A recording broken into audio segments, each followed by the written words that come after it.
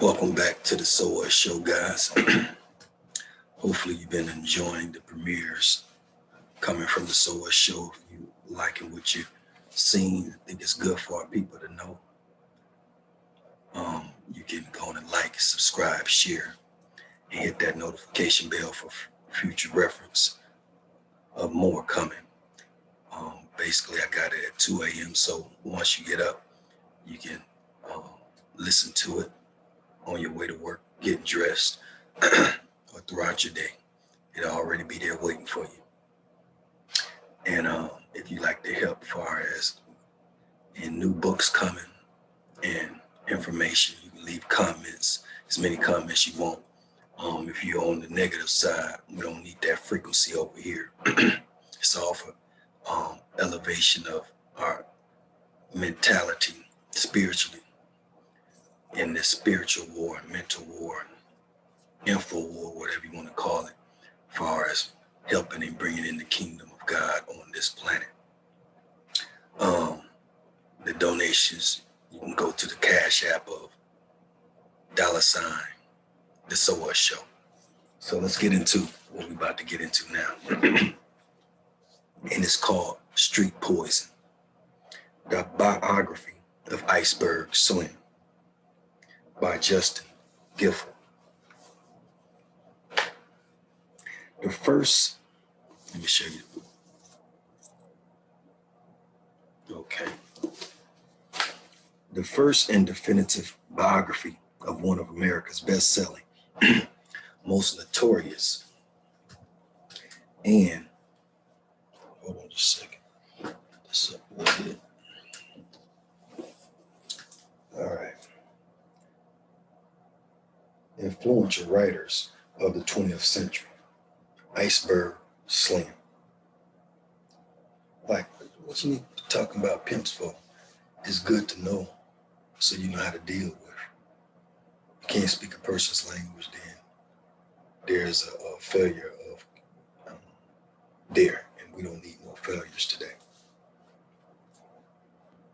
Iceberg Slim, named Robert Beck, author of the multi-million copy memoir Pimp, and such equally popular novels as Trick Baby and Mama Black Widow. And while we stating that, I'm working on publishing my first book, Family. This one here. And this first book, if you think, well, I will say, if you would like to get a copy before I give it to everybody else, I'll be creating me a waiting list on that, and we'll go from there. Let me just give you a little bit on something in here as far as that goes. No, this is not even it. This is something else. I thought this is one of them they put up at the moment. This is something else. It's got a little bit in there. Let me see. Before we get into the book, let's see. Now ain't got nothing. Mad with no ducats. Talking about the next man. Might as well suck it. Ain't did a damn thing to help a young brother. You're missing something in your pants. Go ahead, duck it. See, a man with a plan, you ban and rush it. Never took a stand. You, a white man, lover, lovers, nothing but a slave for the white man. Bucket, bucket, Your sisters don't trust us. Look at your ruckus. Ain't did a thing to your plan. So what's up? You ain't even standing. How the hell you gonna touch us?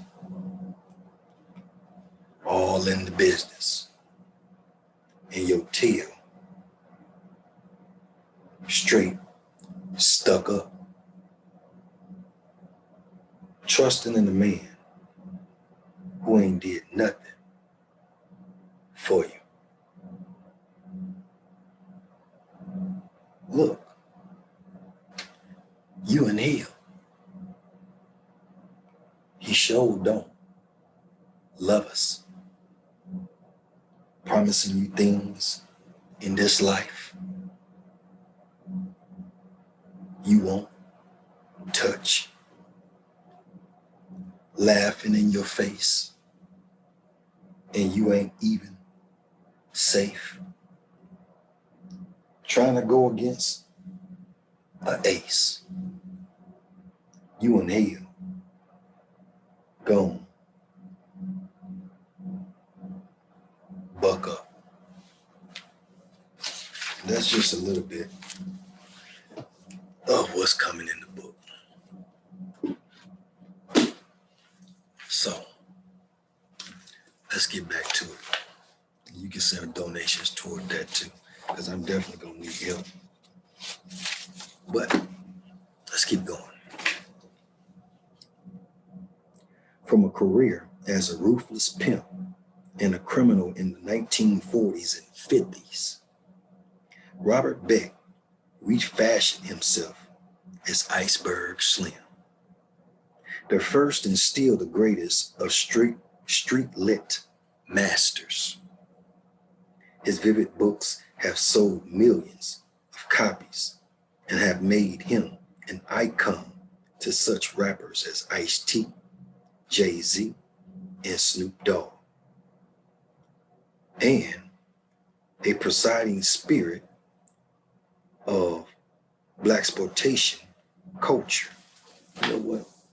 As I'm reading this, certain parts of it, I'm gonna have some images up here. Help us out as far as in the imagery. Let's get this going.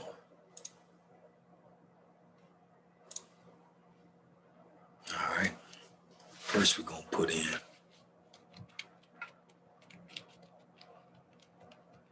so you get familiar.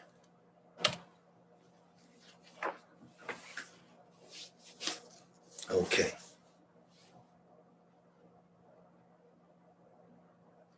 You can't understand contemporary Black and even the wider American culture without reckoning with Iceberg Slim and its many alkalites and imitators.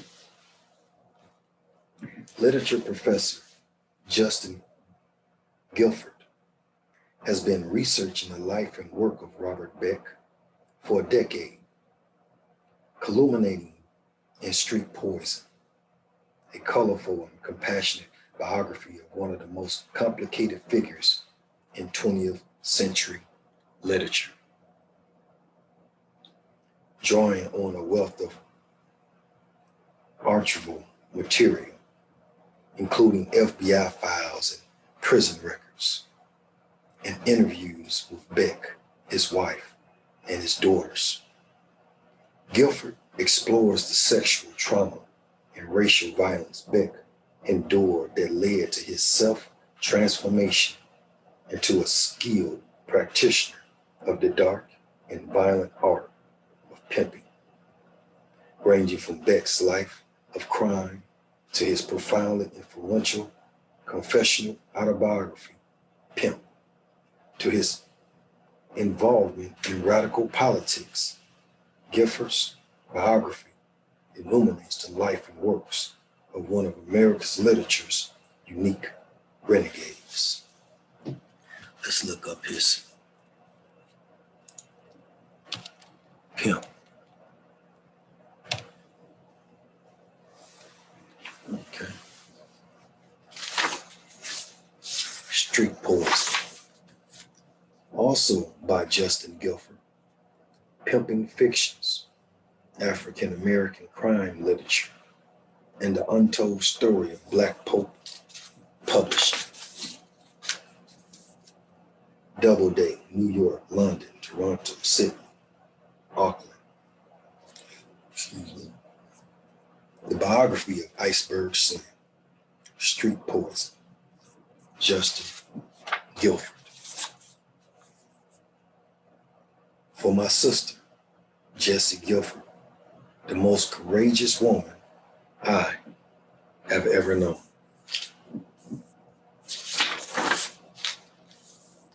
So as I started to read that Iceberg Slim, I started to learn how to quote it. You know, all of his little poetry and stuff. I was branded the beast. I sat down at the feast. You know what I'm saying? So I would say it, and my friends would say some more of that iceberg stuff. T drop that iceberg stuff, T. Iceberg Slim. Excuse that. That was Ice-T. Let's go and look Ice-T up. You don't know who Ice-T is. Iceberg Slim's Pimp. The Story of My Life was the book that determined the ghetto persona, which has masterfully influenced popular culture through music and film. In terms of that influence, he's probably the most dominant writer since Shakespeare. Irving Welsh. Let's check out who that is. I don't even know who that is. So let's look him up.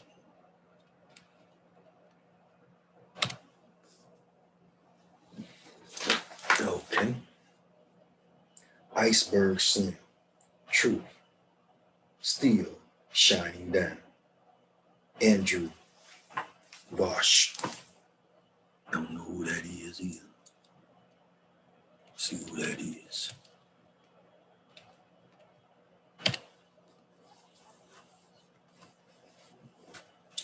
Okay. Contents. Preface. Introduction. Chapter 1. Childhood. Chapter 2. Education. Chapter 3. Prison. Chapter 4. Chicago. Chapter 5. Leavenworth Federal Penitentiary. Chapter 6. On the Road. Chapter 7. Los Angeles. Chapter 8. Hollywood. Chapter 9. Final Years. Acknowledgements. Notes. Bibliography. Index. Let's look up this Leavenworth Federal Penitentiary. Got me thinking. Leavenworth Federal. So let me check that out.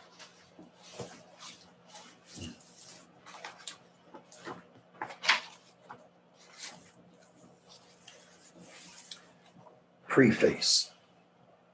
Robert Iceberg Slim Beck, a pimp for 25 years, who went on to become a writer of best-selling paperback originals, including Pimp, The Story of My Life, might at first glance seem like an appealing choice for a biography.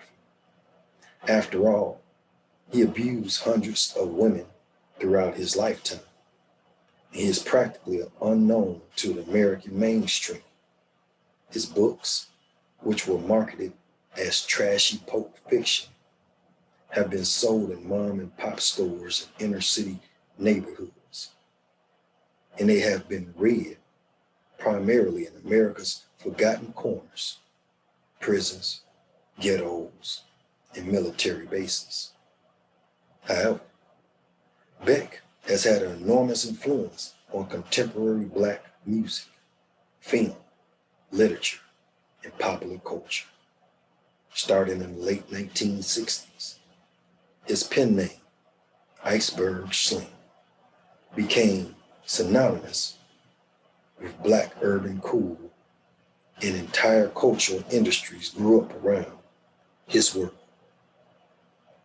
He is arguably one of the most influential figures of the past 50 years. And yet, apart from what he reveals in his own writings, very little is known about this fascinating and contradictory character. I encountered Beck's influence many times and in many forms before I comprehended his significance as a writer and cultural force.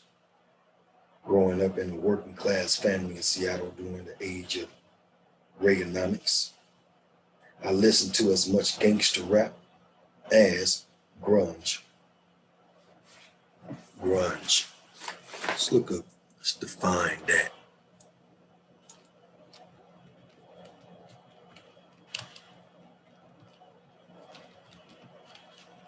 See, we on a whole nother level today. Said define it. Yeah.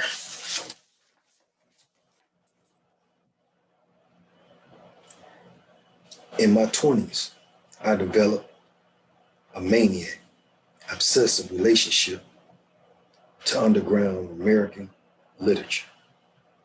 I dropped out of college for a while in an attempt to write the next great American novel. And after reading Jack London, John Steinbeck, and Jack Kerouac, let's look these guys up.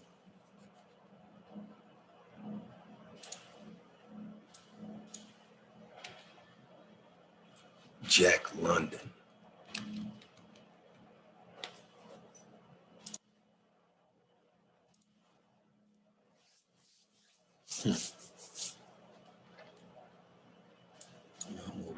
Like the Mad Max over there. Who else we got here? John Steinbeck. And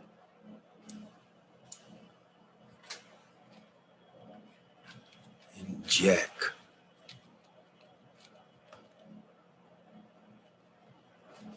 Kerouac. Now look familiar to me for my time. I hitchhiked from Seattle through parts of Mexico and the American South to New York. I constructed a giant cartoonish thumb out of cardboard and duct tape. It was the size of a medieval shield. See what's going on here. Am I running out of time here? I shouldn't. Or maybe I need to move it over to something else. Hold on just a minute, family. Need to, I don't know how to do all this stuff yet. Shit, I ain't nothing on here. I don't know. I don't know how to do it yet. I don't know. I don't know, family. Let's keep rolling.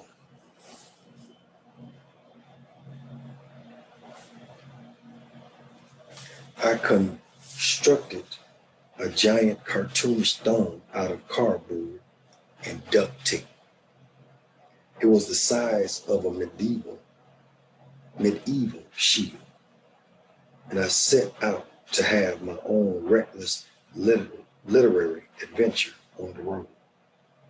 It was a dangerous trip, full of peril but the road was full of transgressive pleasures too. Someday I intend to write about it. It was on a trip to New York that I made a discovery that would pay off many years later in my search for Beck's books. I was walking down Lenox Avenue. Lenox Avenue. Let's see what that is.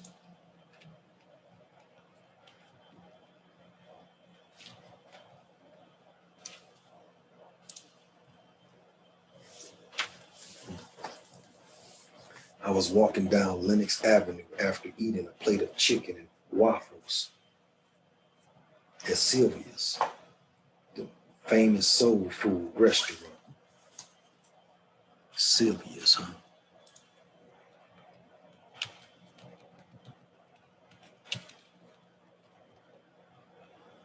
See if anybody, Sylvia's still around today.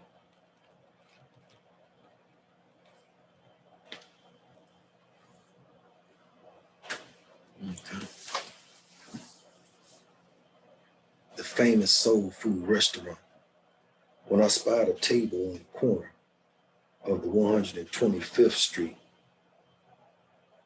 piled high with books, I was on a hunt for beat literature, so I stopped to scan the selections.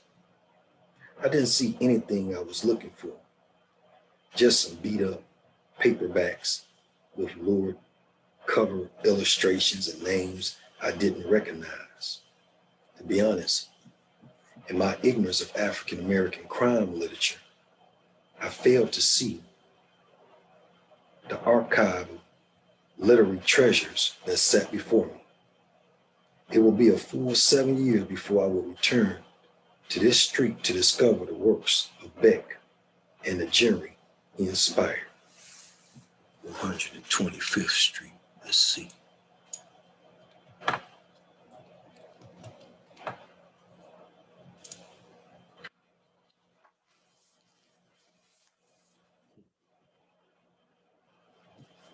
I first heard Beck's name when I moved to his old stomping grounds on the south side of Chicago a few years later. My research had become more focused on issues of race in American literature, and I had come to the University of Chicago to study under, among other brilliant writers, Nobel Prize winning author Toni Morrison. I may cut this one short, family. Find out why I'm over here doing the Max man.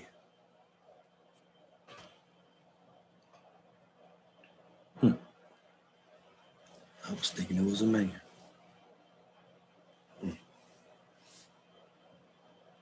So yeah, I deep in here. I don't know why I keep doing that. Maybe I need to close some stuff.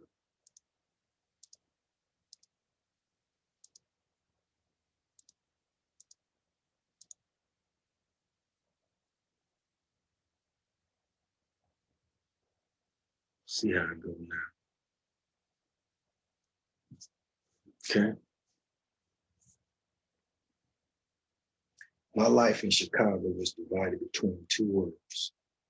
In the mornings, I took classes from intellectual luminaries such as Homie, Homie Bob Ha,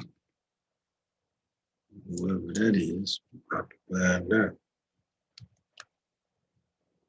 Like pretty known. I even did that. Okay. Homie Braba, Terry Eagleton.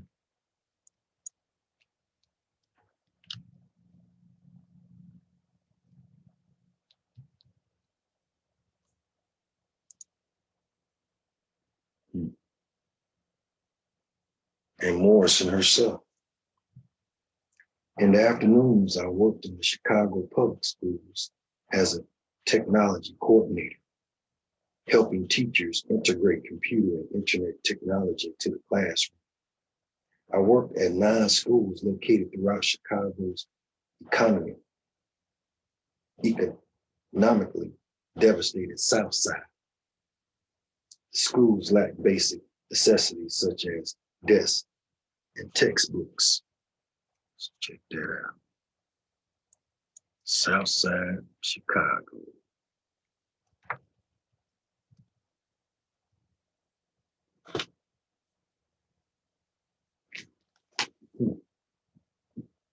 And many of the students lived in public housing projects like the notorious Robert Taylor homes.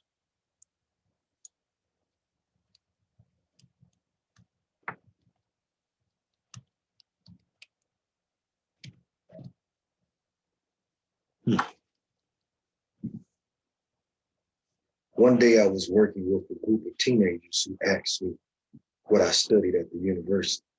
I told them I read classes of African American literature, Zora Neale Hurston.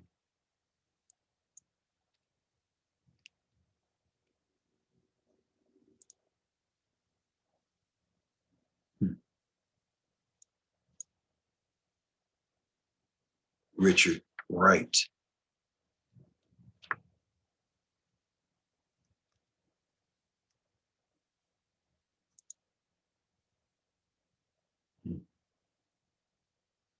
And Ralph Ellison.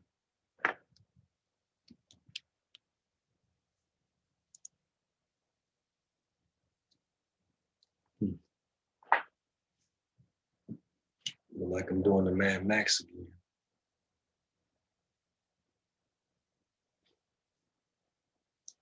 They admitted that while they knew of these writers, still going. It's from another episode. So we're trying to figure out what the heck is going on here.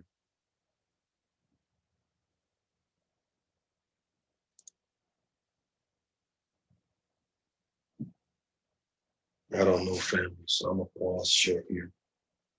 I don't want to be overloading nothing and messing up something and know I'm messing up. So we're gonna have part 2. This part, street poison. To then, family, keep your heads up, stay focused, read. If you felt what you've learned so far is good for us and our people, you can go and like, subscribe, share, hit that notification bell for future reference. Hit the one at the top to get the next part coming soon of this book right here. And we'll be back. Peace. After we figure out what these technical difficulties is going on right here. All right. Let's stop this.